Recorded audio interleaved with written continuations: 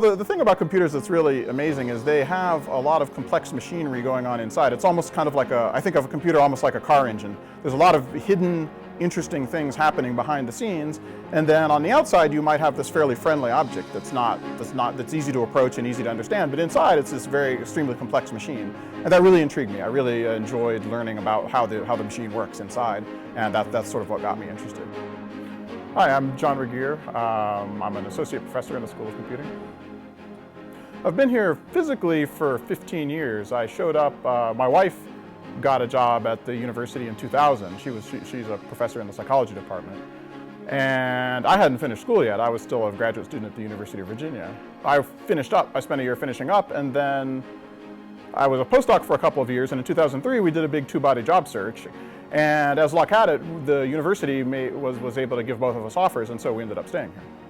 Yeah, I've always been extremely scientific-minded, and I sort of spent a lot of my childhood reading encyclopedias and things like that. When personal computers first became affordable and available in the 70s and 80s, I started to have access to those. For example, there was an Apple II computer at my dad's office that I could go use at night when nobody else was using it. I started to learn. I taught myself to program at that time, and I've really loved programming computers ever since then.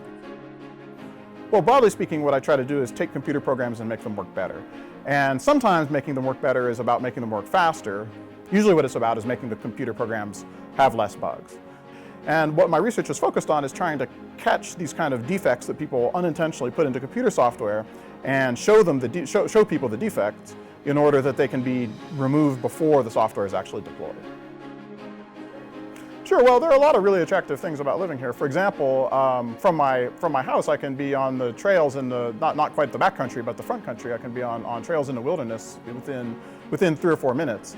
And maybe a mile from my house, I can see, I'll be seeing more moose than people. And it's really a very beautiful wilderness that we're situated right up against the edge of. And that's something that, you know, even cities in Colorado have a hard time offering. It's really sort of a unique thing about Utah.